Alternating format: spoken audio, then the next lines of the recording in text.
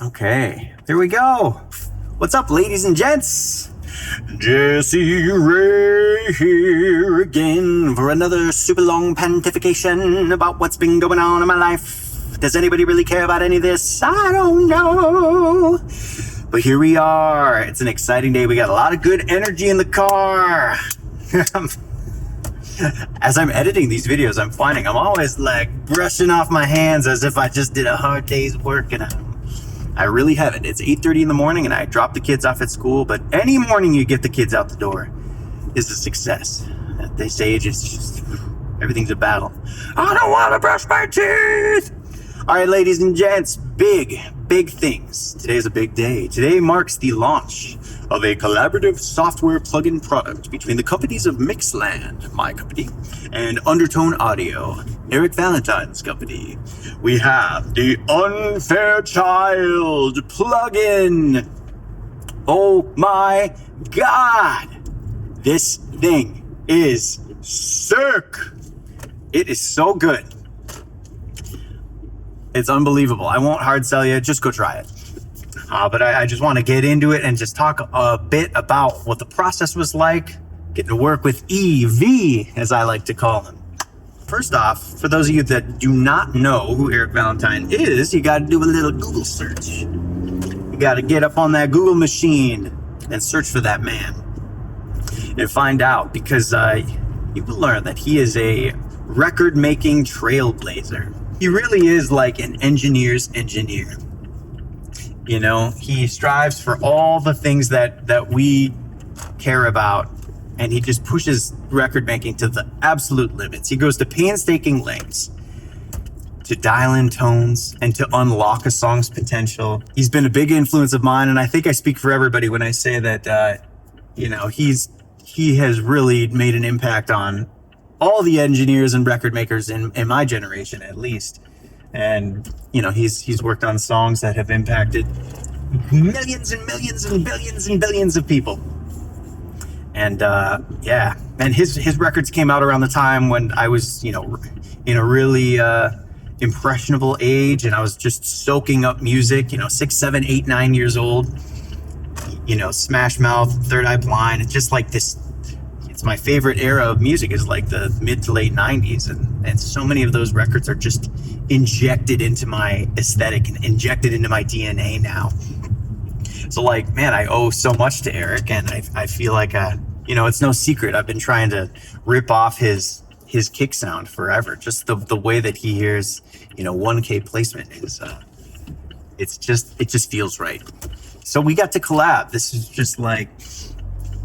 just a really freaking amazing opportunity. And in addition to him being this great record producer, he also designs audio products. His company, Undertone Audio, has a multitude of different products that are really disruptive and innovative and just badass, frankly. So the collaboration was deep on a lot of levels. Musical knowledge, product and engineering knowledge. His brain brings so much to the table. So we were able to just get this thing freaking going, and it was an awesome process. So he had been using some of the Mixland stuff, Rubber Band Compressor and Subloom, and he hit me up one day. It was actually a few years ago when we initially talked about this briefly.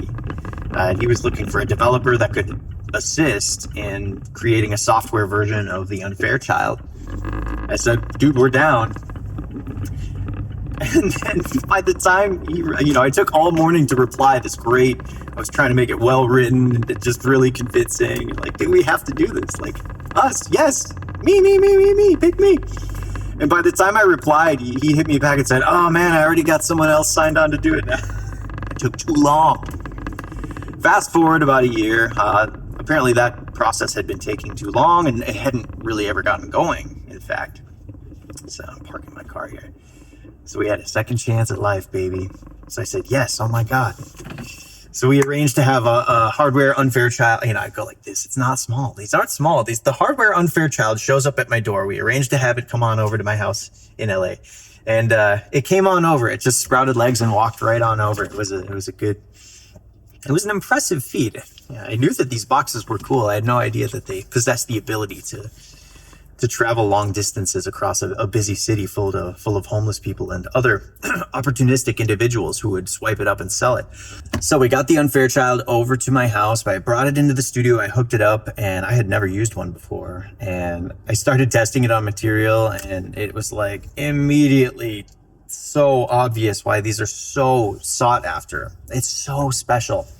It does such an unbelievable thing. It does so many unbelievable things, but like really the biggest thing is the way that this thing saturates. It's like, God, dude, it's delicious. Like you dig into it with sonic energy of any type, and it just sort of splats and blooms and explodes and just gives you this. It sounds so good. And I will tell you that none of the Fairchild plugins that existed up until this point do that at all. They don't even come close, man. It's like they're not even trying. And I remember thinking that I was comparing like I'm not even going to name brands, but you know the ones that are out there, and we tried all of them. I compared all these plugins to the hardware, and I thought, dude, they didn't even try. These are lazy attempts. They're not even in the same league.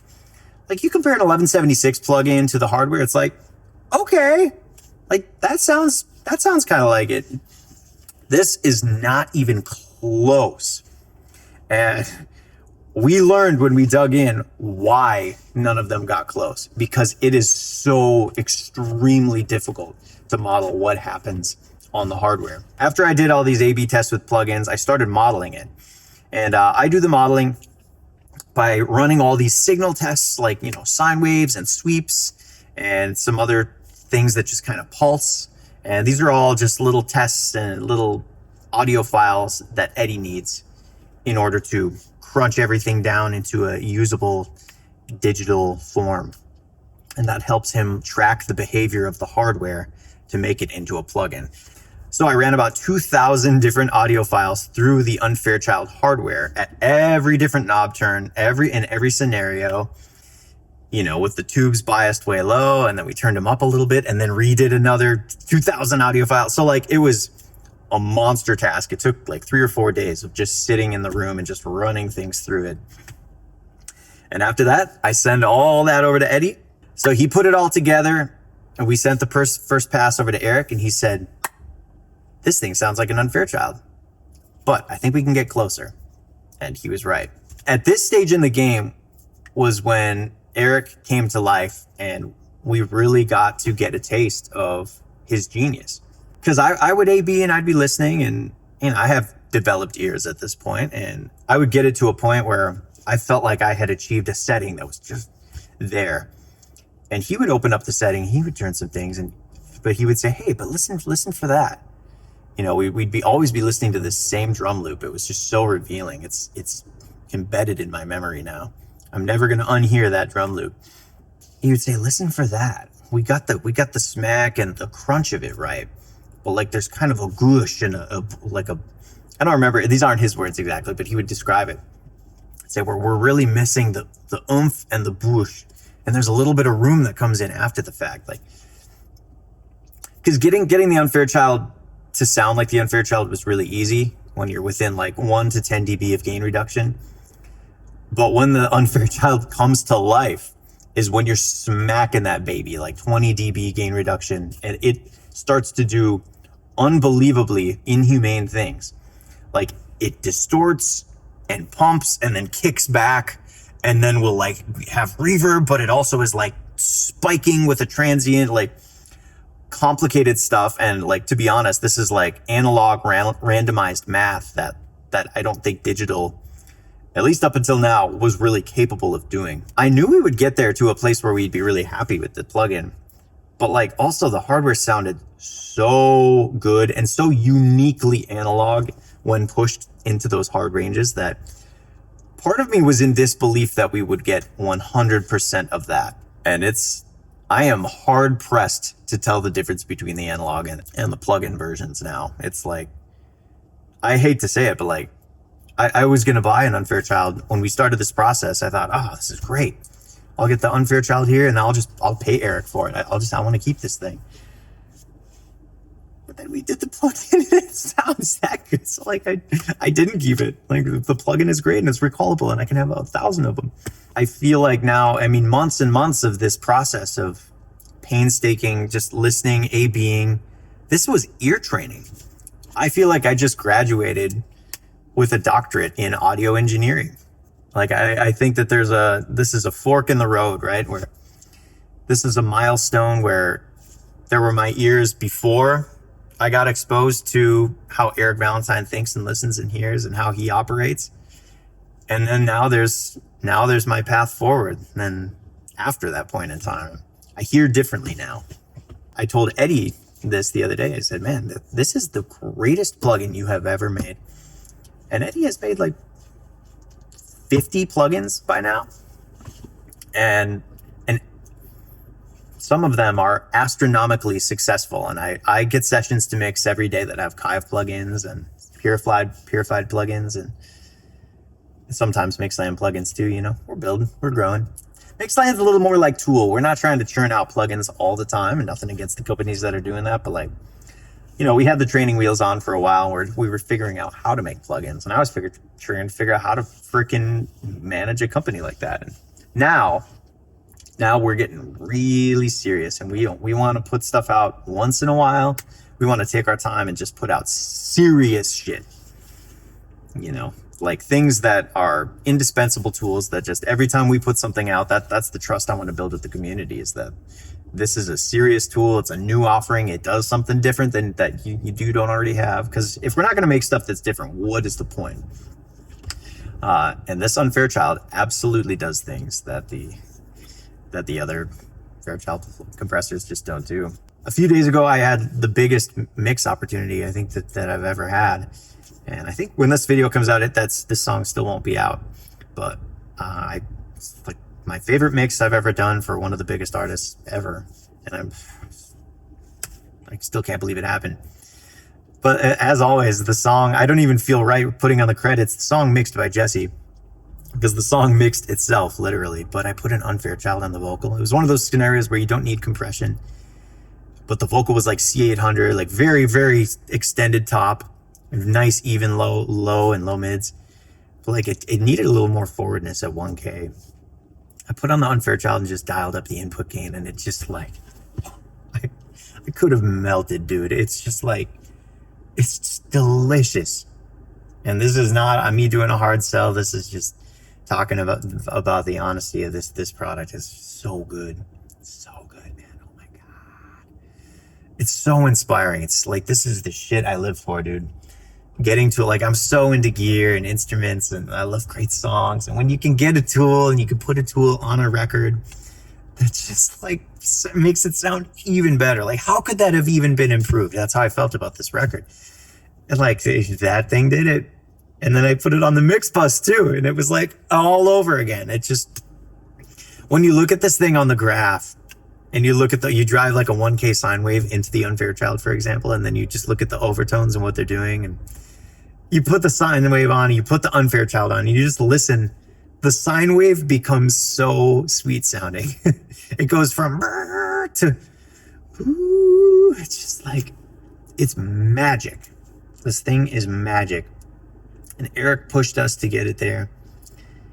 And there were times where I was like, man, this has been going a long time. This, you know, we might be at the point where we're experiencing diminishing returns. Do we need to be, you know, if this were me running the ship right now on this product, would I just call it good? And yeah, I think the answer was yeah. But like, dude, I'm so freaking glad, because Eric pushed us from the point of this being like a great plugin that sounded incredible, but maybe was a little different from the hardware. He pushed it from that to being a 1-to-1, nearly as close to exact recreation of the hardware as possible, which I thought was impossible. This thing is a gift. I feel like just so blessed to be a part of it. I feel so blessed to know Eric, but also let's talk about Eddie here. This is the dude. Eddie is a mastermind developer of our generation.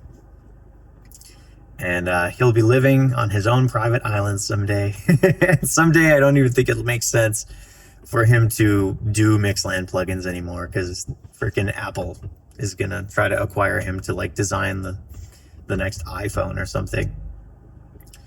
And he deserves that, man. He's a talented dude, and he's like the sweetest human of all time. There's nobody I've ever worked with that has had the combination of attributes like Eddie does. You know, talent, great personality, enthusiasm, unteetering enthusiasm, and work ethic, and just ability to problem solve. There were so many times when we had to problem solve with this thing. Working with these guys on a project, I'd compare it to like making a record in the 80s with the Dream Team, right? You know, the man at the helm, you know, really putting it together on a technical level, Eddie. You know, this would be like having Bruce Swedien engineer your album, and having Eric QC everything and drive the ship. It's like having Quincy Jones A&R and produce the album. And there I am. Who am I? I'm the coffee runner in the back who is, you know, facilitating and helping to drive the conversation, and I'm basically just there for moral support while these guys do the dirty work. And all the while, I'm just thankful to be along for the ride. Yeah, I'll close with that. That's what this has been like. I'm over the moon. I'm excited. I'm just stoked you guys get to use this thing, man, because I think everybody's going to agree that this is a very, very special tool. Okay, I've been parked in front of my house. It's 100 degrees outside. I've had the air conditioning in the car running. Very uneconomical. Not cool. Not cool. We need to be saving this planet, y'all. Love y'all. Go try out the Unfair Child. Hit me up. Shoot me a message. Let me know if you like it. Drop a comment below. Yeah. See you guys soon. Thanks, man. Peace.